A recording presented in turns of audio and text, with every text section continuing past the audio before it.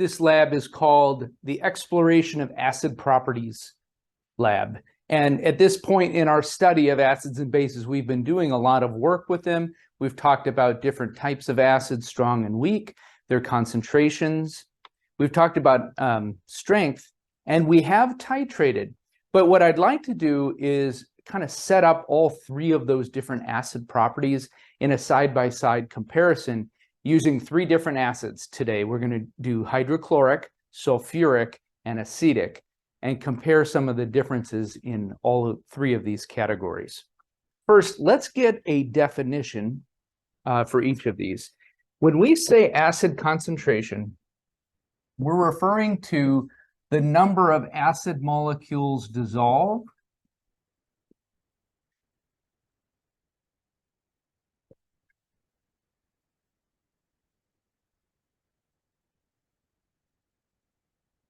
per unit volume.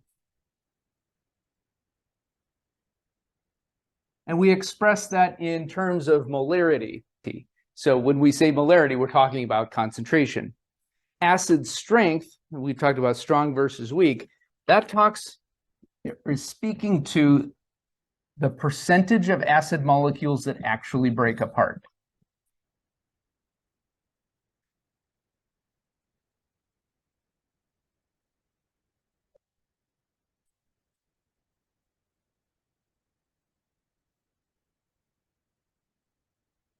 So in a strong acid, 100% of the acid molecules break apart.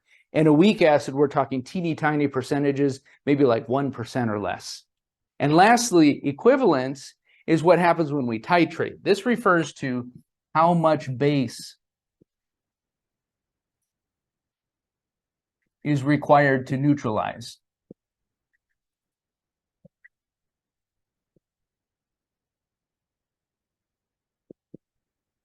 So if we're using phenolphthalein as our indicator, how much of the sodium hydroxide do we need to get that faint pink persistent color? All three of these are unique, different properties of acids, and we can apply them to many different scenarios. So in this short lab activity, we're going to take 40 milliliter samples of each of these acids. We're going to use a pH meter to measure the pH. And we're going to titrate each of the samples using phenolphthalein dropped out of a burette tube. In terms of concentration, they have all been prepared as 0.1 molar solution. So their concentration will be all the same. Okay, so now we've defined acid concentration, strength, and equivalence.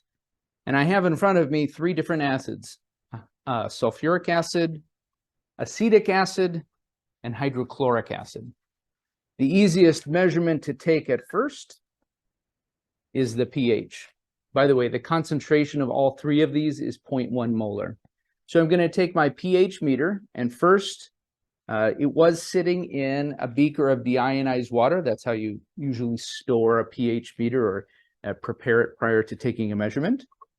I'm going to submerge the pH meter into the sulfuric acid solution first, and I'd like you to record the pH with me on your data table. I'm getting a reading of 1.18.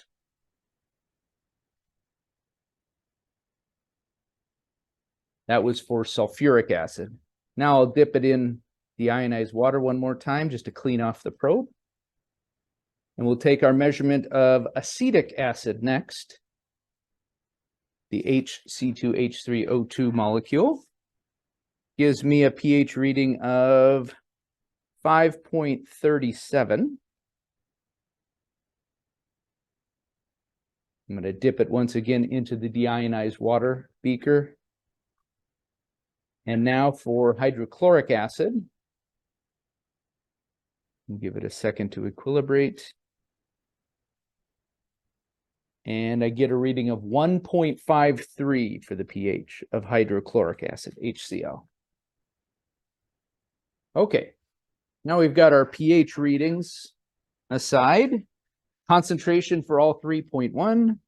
The strength is a way of measuring the extent to which each acid has ionized in solution. So again, the numbers were for HCl 1.53, for H2SO4 1.18, and for HC2H3O2 5.37.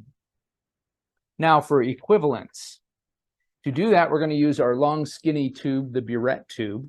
And into the burette tube, if you recall kind of the procedure we've been using, we're going to take some 0.1 molar sodium hydroxide. And I'm going to pour it into the top of the tube using a funnel so I don't spill. And at first, I'm going to pour enough base to go overflow or go above the 0 mark. And then if you remember, there's an air pocket at the bottom of the burette tube below the stopcock. So I'm going to drain enough base to make sure that that air pocket is filled with base.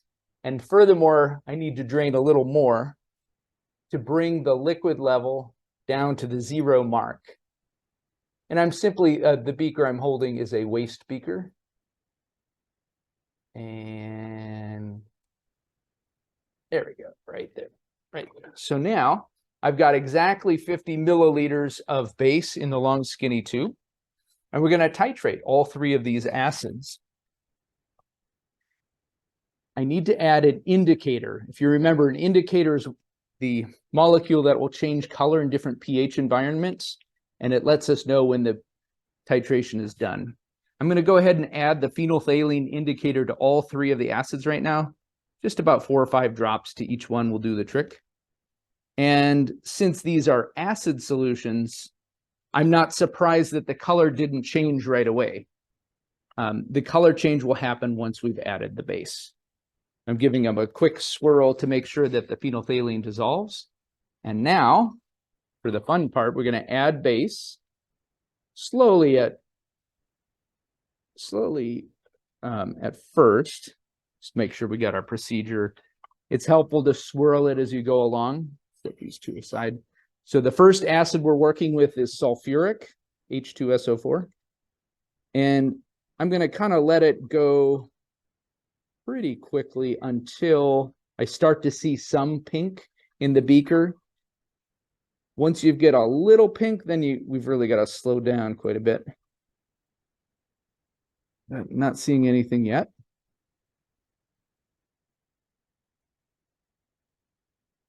By the way, the concentration of the base in the burette tube is 0.1 molar.